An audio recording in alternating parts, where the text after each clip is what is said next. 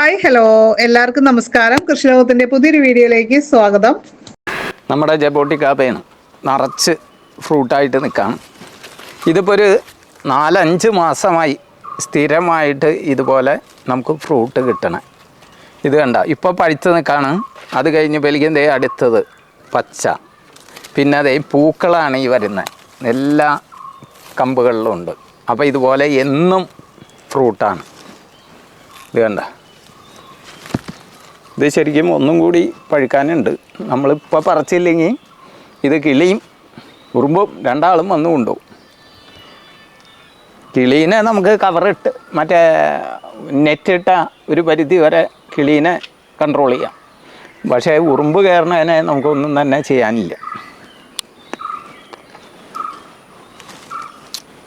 ഇത് നല്ല ശരിക്കും പഴുത്ത് കഴിഞ്ഞാൽ നല്ല മധുരമാണ്.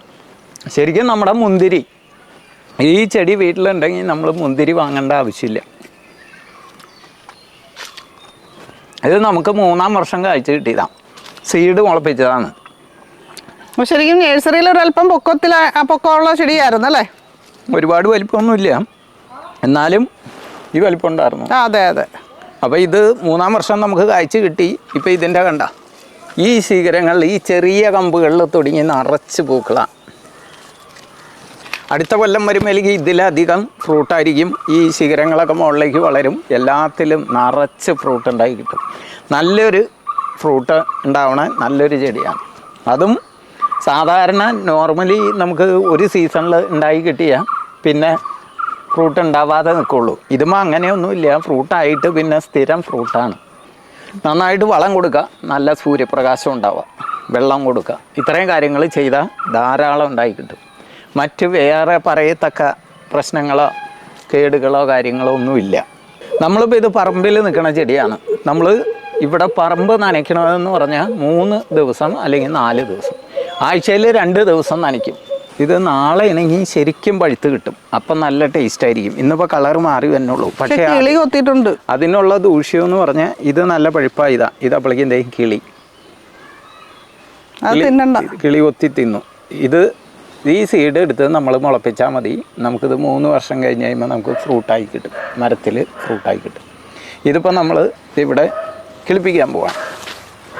നമ്മുടെ വീട്ടിലൊക്കെ കിളുത്ത് നിൽപ്പുണ്ട് ഈ സംഭവം. ഈ നിൽക്കുന്നത് അതാണ്. ഇത് നമ്മൾ ഇതുപോലെ കഴിച്ചിട്ട് മുളപ്പിച്ചേക്കണ സംഭവമാണ്.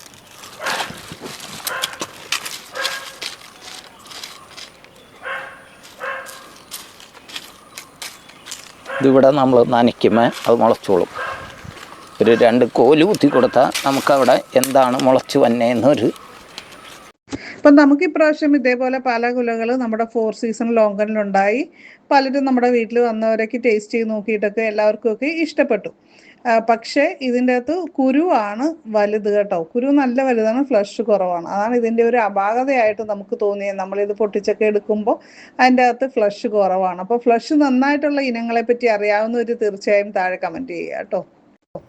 മാംഗോസ്റ്റിൻ്റെ ഫ്രൂട്ട് ലാസ്റ്റ് നമ്മൾ കൊറിയർ അയച്ചത് ഇന്നലെ ആയിരുന്നു കേട്ടോ. അപ്പം ഏകദേശം എല്ലാ ഫ്രൂട്ടും തന്നെ കഴിഞ്ഞിട്ടുണ്ട്. ഇനി ഈ വർഷം നമ്മളാരും മാംഗോസ്റ്റിൻ ഫ്രൂട്ടിനായിട്ട് കോണ്ടാക്ട് ചെയ്യേണ്ട. അടുത്ത വർഷം നമ്മൾ വീഡിയോ ഇടും. വീഡിയോ ഇട്ട് കഴിഞ്ഞാൽ ഒട്ടും വൈകാതെ തന്നെ കോണ്ടാക്ട് ചെയ്യുക. ഫ്ലവറിങ്ങിൻ്റെ വീഡിയോ ഇടുമ്പോൾ തന്നെ വേണമെങ്കിൽ ബുക്ക് ചെയ്യാം കേട്ടോ. അപ്പോൾ നമ്മൾ ഫാം ഫ്രഷ് ആയിട്ടുള്ള മാംഗോസ്റ്റിൻ ഫ്രൂട്ട് നമ്മൾ അയച്ചു കൊടുക്കുന്നുണ്ട്. ചിലർക്ക് 3 പ്രാവശ്യമൊക്കെയാണ് നമ്മൾ അയച്ചു കൊടുത്തത് കേട്ടോ. അപ്പോൾ നമ്മുടെ അബി പ്ലാന്റ് ഒക്കെ സെയിലിനായിട്ടുള്ളതാണ് കേട്ടോ. ഇത് ഓൾ കേരള നമ്മൾ അയച്ചു കൊടുക്കുന്നുണ്ട്. DTDC കൊറിയർ വഴിയാണ് അയക്കുന്നത്. അപ്പോൾ ആവശ്യമുള്ളവർക്ക് കോണ്ടാക്ട് ചെയ്യാം. ഇത് നമ്മുടെ കുരുമുളക്, ഇതിൽ നിറയെ കുരുമുളക് ഉണ്ടായിട്ടുണ്ട്. ഇത് കാണുമ്പോൾ നമുക്ക് നല്ലൊരു സന്തോഷമാണ്. ഇതൊരു മാവിലാണ് കേട്ടോ പിടിച്ചു നിൽക്കുന്നത്. അപ്പോൾ ഇന്നത്തെ വീഡിയോ നിങ്ങൾക്ക് ഇഷ്ടമായിട്ടുണ്ടെങ്കിൽ ലൈക്ക് ചെയ്യാനും താഴെ കമൻറ്റ് ചെയ്യാനും മറക്കരുത്. ചാനൽ ആദ്യമായിട്ട് കാണുന്നവരാണെങ്കിൽ ഒന്ന് സബ്സ്ക്രൈബ് ചെയ്ത് സപ്പോർട്ട് ചെയ്യുക. Thank you all.